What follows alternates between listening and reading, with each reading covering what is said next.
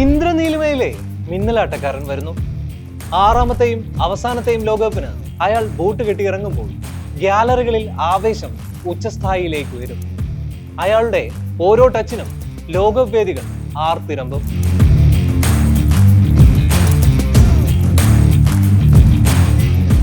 ഇനിയും കണ്ടു കൊതി തീരാത്ത മാജിക്കിന്റെ അക്ഷയപാത്രം. പ്രിയപ്പെട്ട ലിയോ, നിങ്ങൾക്ക് ചുറ്റും എന്നും ദൈവതുല്യമായ ഒരു പ്രഭാവലയുന്നുണ്ട്. നിങ്ങൾ ഈ ലോകത്തെ കോടിക്കണക്കിന് കാൽപന്ത് കളി ആരാധകരുടെ ഉടയോനാണ്. അവരുടെ ഏറ്റവും പ്രിയപ്പെട്ട മിശിഹയാണ്.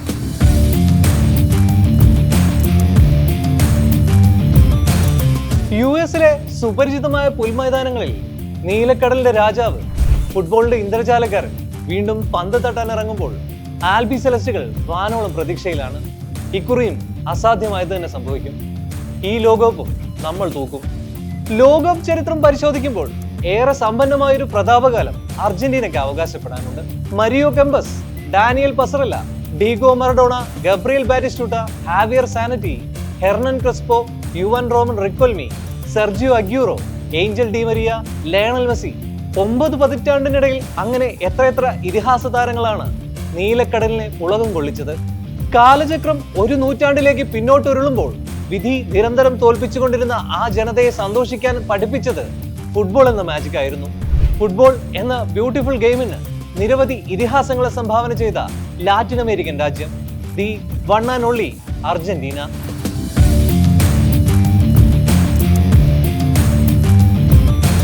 ഫുട്ബോളിൽ 23 കിരീട നേട്ടങ്ങൾ എന്ന ലോക റെക്കോർഡ് ഇന്നും നീലപ്പടയ്ക്ക് സ്വന്തമാണ്. 16 കോപ്പ അമേരിക്ക കിരീടങ്ങളാണ് അവർ സ്വന്തമാക്കിയത്. ലോക കിരീടം നിലനിർത്താൻ ഇക്കുറി പരിക്ക് വിലക്കുന്ന ടീമുമായാണ് അർജന്റീന യുഎസിലേക്ക് വന്നിട്ടുള്ളത്. പരിക്കിൽ നിന്നും മോചിതനായി ഫുൾ പവറിലെത്തുന്ന മെസ്സി ടീമിനെ ഇക്കുറിയും നയിക്കും. ഈ വരുന്ന ജൂൺ 24-ന് ലിയോണൽ ആന്ദ്രേസ് മെസ്സി എന്ന ഫുട്ബോൾ മജീഷ്യന്റെ 38ാം ജന്മദിനമാണ്. പ്രായം ഇന്നും ആ പോരാളിയെ തളർത്തിയിട്ടില്ല.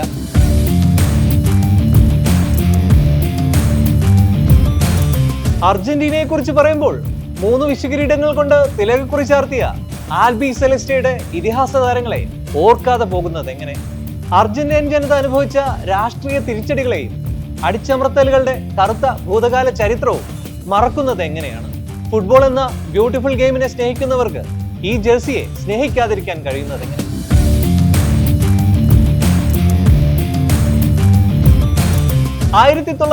ൽ ഫിഫ ചരിത്രത്തിൽ ആദ്യമായി ലോകകപ്പ് സംഘടിപ്പിച്ചപ്പോൾ ചാമ്പ്യന്മാരായത് യുറുഗ്വേ ആയിരുന്നു.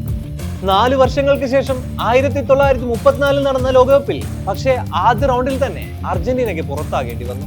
പിന്നീട് വർഷങ്ങളോളം നീണ്ടുനിന്ന രാജ്യത്തെ രാഷ്ട്രീയ പ്രതിസന്ധികൾ മൂലം 1938, 1950, 1954 എന്നീ ലോകകപ്പുകളിൽ ടീമിന് പങ്കെടുക്കാൻ സാധിച്ചിരുന്നില്ല. ഇക്കാരണത്താൽ ഇതിഹാസമായ സാക്ഷാൽ ആൽഫ്രെഡോ സ്റ്റെഫാനോ മറ്റൊരു രാജ്യത്തിനു വേണ്ടി കളിക്കാൻ തീരുമാനിച്ചു.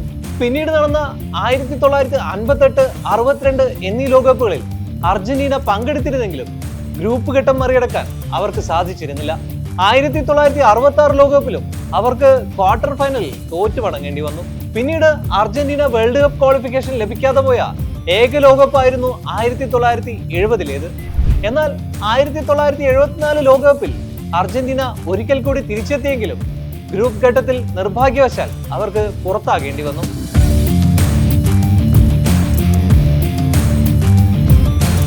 1978 പട്ടാള ഭരണത്തിൽ കീഴിലാണ് അർജന്റീനയിൽ വെച്ച് ലോകകപ്പ് നടന്നത്. ഫൈനലിൽ ടോട്ടൽ ഫുട്ബോളിന്റെ വക്താക്കളായ നെതർലൻഡ്സിനോടായിരുന്നു അർജന്റീനയ്ക്ക് ഏറ്റുമുട്ടേണ്ടിയിരുന്നത്. മത്സരത്തിന് മുന്നോടിയായി ലോക ഫുട്ബോളിലെ എക്കാലത്തെയും വലിയ ഇതിഹാസങ്ങളിൽ ഒരാളായ നെതർലൻഡ് സൂപ്പർ താരം യോഹാൻ ക്രൈഫ് പിൻവാങ്ങിയിരുന്നു. ജനറൽ ജോർജ് വിദേലയുടെ പട്ടാള ഭരണത്തിന് കീഴിൽ സമാനതകളില്ലാത്ത മനുഷ്യാവകാശ ലംഘനങ്ങളിലും ഭരണകൂട അടിച്ചമർത്തലുകളിലും അർജന്റീനൻ ജനത വീർപ്പുമുട്ടിയിരുന്ന കാലമായിരുന്നു അത്.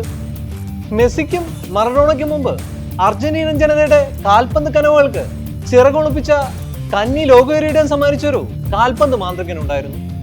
അസാമാന്യ വേഗം കൊണ്ട് എതിരാളികളെ വിറപ്പിച്ചിരുന്ന ഇതിഹാസത്തെ ആദരവോടെ എൽ മറ്റഡോർ എന്ന ചെല്ലപ്പേരിട്ടാണ് ആൽബി സെലസ്റ്റെ ആരാധകർ വിളിച്ചിരുന്നത്.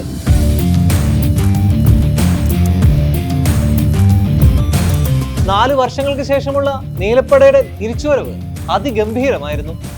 അർജന്റീന ഫുട്ബോൾ ഇതിഹാസമായിരുന്ന മരിയോ കെമ്പസ് പിറവിയെടുത്ത ലോകകപ്പായിരുന്നു അത്. കെമ്പസിന്റെയും ക്യാപ്റ്റനായ പസറല്ലയുടെയും മികവിൽ സ്വന്തം നാട്ടുകാർക്ക് മുന്നിൽ അർജന്റീന കന്നി ലോകകപ്പ് കിരീടാരോഹണം നടത്തി.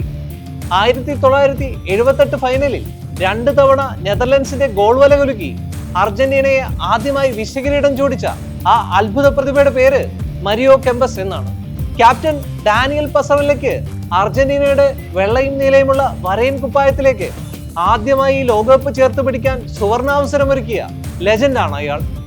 ടൂർണമെന്റിലാകെ 6 ഗോളുകൾ നേടി ടോപ്പ് സ്കോറർക്കുള്ള ഗോൾഡൻ ബൂട്ടും മികച്ച കളിക്കാരനുള്ള ഗോൾഡൻ ബോളും കെമ്പസ് സ്വന്തമാക്കി.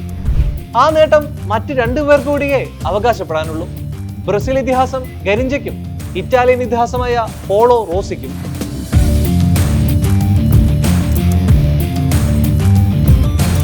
1982 ലോകകപ്പിൽ നിർഭാഗ്യവശാൽ മുൻ ചാമ്പ്യന്മാർക്ക് കാര്യമായി ഒന്നും ചെയ്യാനായില്ല. ആ ലോകകപ്പിലെ ക്ഷീണം അവർ 4 വർഷങ്ങൾക്ക് ശേഷമാണ് തീർത്തത്. 1986 മെക്സിക്കോയിൽ വെച്ച് നടന്ന ലോകകപ്പിൽ സാക്ഷാൽ ഡീഗോ മറഡോണ എന്ന ഫുട്ബോൾ ദൈവം അവതരിച്ചു. നീലപ്പടയുടെ ആരാധകരെ സംബന്ധിച്ച് ലോകമുള്ളിടത്തോളം നാൾ അവർക്ക് ഓർക്കാവുന്ന ത്രസിപ്പിക്കുന്ന അനവധി നിമിഷങ്ങൾ സമ്മാനിച്ച ഒരു ലോകകപ്പായിരുന്നു അത്. മറഡോണയുടെ ദൈവത്തിന്റെ കയ്യൊപ്പൊതിഞ്ഞ ഗോളും ക്വാർട്ടർ ഫൈനലിൽ ഇംഗ്ലണ്ടിനെതിരെ നേടിയ നൂറ്റാണ്ടിന്റെ ഗോളും ഏറെ ശ്രദ്ധിക്കപ്പെട്ടു. ലെജൻഡ് ഡീഗോയുടെ ചിറകിലേറി അക്കാലത്ത് ഡബിൾ സ്ട്രോങ് ആയിരുന്ന പശ്ചിമ ജർമ്മനിയെ 3-2 കൊമ്പുകുത്തിച്ചാണ് 8 വർഷങ്ങൾക്കിപ്പുറം ആൽബി സെലസ്റ്റുകൾ 2ാം ലോകകപ്പ് കിരീടത്തിൽ മുത്തമിട്ടത്.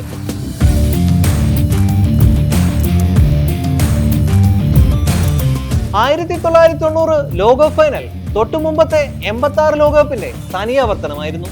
പക്ഷേ ഇക്കുറി ജർമ്മനി അതിനെല്ലാം മധുര പ്രതികാരം വീട്ടിയപ്പോൾ ആൽബി സെലസ്റ്റുകൾക്ക് കലാശപ്പോരിൽ തലകുനിക്കേണ്ടി വന്നു.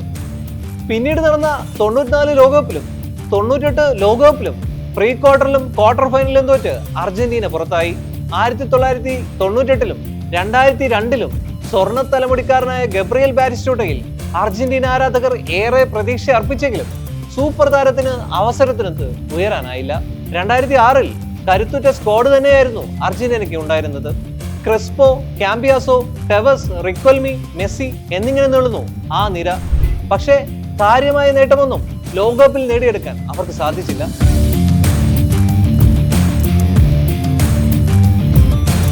ഡീഗോ മറഡോണ പരിശീലക സ്ഥാനം ഏറ്റെടുത്തപ്പോൾ ഏറ്റവും വലിയ പ്രതീക്ഷകളായിരുന്നു 2010 ലോകകപ്പിൽ അർജന്റീനൻ ഫാൻസിന് ഉണ്ടായിരുന്നത്. ബാലൻഡിയോർ നേട്ടം കൈവരിച്ച ലയണൽ മെസ്സി സ്ക്വാഡിലുണ്ടായിട്ടും തൃപ്തികരമായ പ്രകടനമായിരുന്നില്ല ടീമിന് കാഴ്ചവെക്കാനായത്.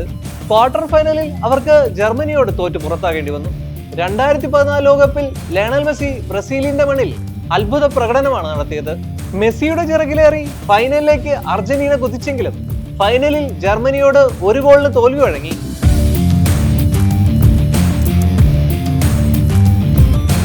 2018 ലോകകപ്പിൽ അർജന്റീന പ്രീ ക്വാർട്ടറിൽ തന്നെ പുറത്തായി. എന്നാൽ 2014ൽ കപ്പിനും ചുണ്ടിനുമിടയിൽ കൈവിട്ട ലോക കിരീടം 2022ൽ ഖത്തർ ലോകകപ്പിൽ മെസ്സിപ്പട മാറോടണച്ചു. മെസ്സിയുടെ നേതൃത്വത്തിൽ അർജന്റീന 36 വർഷത്തെ കിരീട വരൾച്ചയ്ക്കാണ് വിരാമമിട്ടത്. സൗദി അറേബ്യയോടുള്ള ആദ്യ മത്സരത്തിൽ ഞെട്ടിക്കുന്ന തോൽവി വഴങ്ങിയെങ്കിലും ലിയോ മാജിക് അക്ഷരാർത്ഥത്തിൽ നീലപ്പടയെ ഫൈനലിലേക്ക് നയിച്ചു. കലാശപ്പോരിന്റെ ഫുൾ ടൈമിൽ 3-3 എന്ന നിലയിൽ സമനിലയായിരുന്നു ഫലം. ശേഷം നിലവിലെ ചാമ്പ്യന്മാരായിരുന്ന ഫ്രാൻസിനെ പെനാൽറ്റി ഷൂട്ടൌട്ടിൽ പരാജയപ്പെടുത്തി മെസ്സി ഖത്തറിൽ ഇതിഹാസതുല്യമായ കിരീടാരോഹണം നടത്തി. ടൂർണമെന്റിലെ മികച്ച താരമായും മെസ്സി മാറിയിരുന്നു.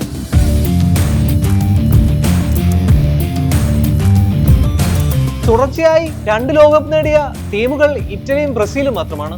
ഇറ്റലി 1934-38 ലോകകപ്പുകളിൽ കിരീടം നേടിയപ്പോൾ ബ്രസീൽ 1958ലും 62ലുമാണ് വിശ്വകിരീടത്തിൽ തുടർച്ചയായി മുത്തമിട്ടത്. ഇതിനുശേഷം ആർക്കും ഈ നേട്ടം സ്വന്തമായിട്ടില്ല. 2018ലെ ചാമ്പ്യന്മാരായ ഫ്രാൻസ് 2022ലെ ലോകകപ്പിൽ ഫൈനൽ വരെ എത്തിയിരുന്നു. എന്നാൽ ഷൂട്ടൌട്ടിൽ മെസ്സിപ്പടയോട് തോറ്റ് അവർ മടങ്ങി. ലോകകപ്പിൽ തുടർച്ചയായി 2 കിരീടമെന്നത് 1962ന് ശേഷം ടീമുകൾക്ക് ഒരിക്കലും നേടാൻ സാധിക്കാത്ത നേട്ടമാണ്.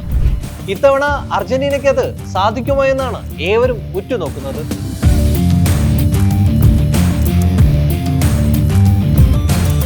ലയണൽ സ്കലോണി എന്ന മഹാമാന്ത്രികന് കീഴിൽ ആൽബി സെലസ്റ്റുകൾ വീണ്ടും ലോകകപ്പ് നിലനിർത്താൻ ഇറങ്ങുമ്പോൾ ഫാൻസിന് അതൊരു അഭിമാന പോരാട്ടമാണ്.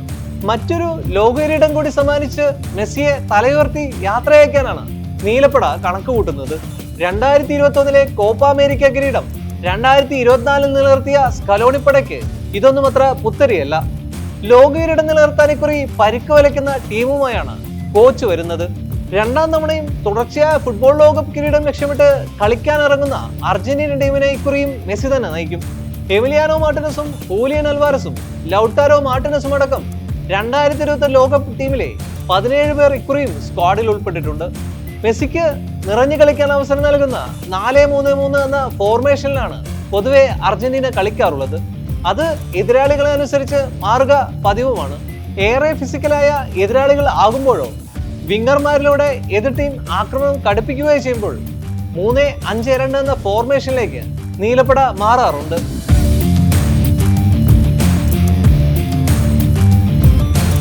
എമിലിയാനോ മാർട്ടിനസും ജൊറോനിമോ റൂലിയും ജുവാൻ മൂസോയുമാണ് ഇക്കുറി ഗോൾ കീപ്പർമാർ. പരിക്ക് ഭേദമാകാത്ത ദിബുവിന് പകരമായി ജുവാൻ മൂസോയാണ് ആദ്യ 11-ൽ കളിക്കുക. പെനാൽറ്റി ഷൂട്ടൌട്ടുകളിൽ നിർണായക സാന്നിധ്യമാകുന്ന മാർട്ടിനസ് കൂടി മടങ്ങിയെത്തിയാൽ Argentina അജയ്യരാകും.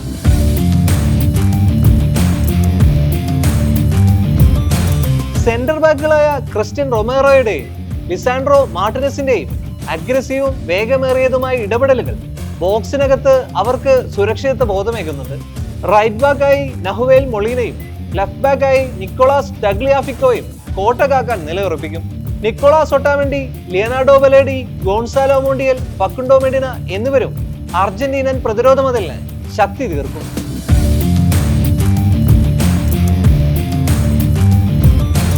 De Paul, Mac Allister, Enzo Fernandez എന്നീ ത്രയങ്ങൾ അന്താരാഷ്ട്ര ഫുട്ബോളിലെ ഏറ്റവും ഒത്തിണക്കമുള്ള എലൈറ്റ് മിഡ്ഫീൽഡാണ് അർജന്റീനയ്ക്ക് സമ്മാനിക്കുന്നത്. റൈറ്റ് സെൻട്രൽ മിഡ്ഫീൽഡറായി ഡീപോളും ലെഫ്റ്റ് സെൻട്രൽ മിഡ്ഫീൽഡറായി അലക്സിസ് മാക്കലിസ്റ്ററും എത്തുമ്പോൾ ഡിഫൻസീവ് മിഡ്ഫീൽഡറായി എൻസോ ഫെർണാണ്ടസ് കളിമനയും. പകരക്കാരായി മധ്യനിരയിൽ Leandro Paredes, Valentino Barco, Giovani Lo Celso, Exequiel Palacios എന്നിവർ കൂടി എത്തുമ്പോൾ സ്കലോണിയുടെ ടീമിന്റെ ആക്രമണങ്ങൾക്ക് കരുത്ത് വർദ്ധിക്കും.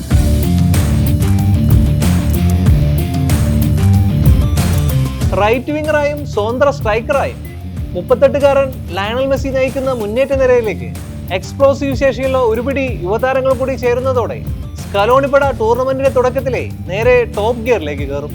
21 വയസ്സ് മാത്രമുള്ള നിക്കോപാസും 23-കാരൻ ജൂലിയാനോ സിമിയോണിയും ഈ ലോകകപ്പിലൂടെ പുത്തൻ താരോദയങ്ങളായി മാറുമെന്ന് ഉറപ്പാണ്. 25-നും 28-നും ഇടയിലാണ് മറ്റു മുന്നേറ്റ നിരക്കാരുടെ പ്രായം. Lautaro Martinez, Julian Alvarez, Nicolas Gonzalez, Thiago Almada, Jose Manuel Lopez എന്നിവരെല്ലാം മികച്ച ഫോമിലാണ്.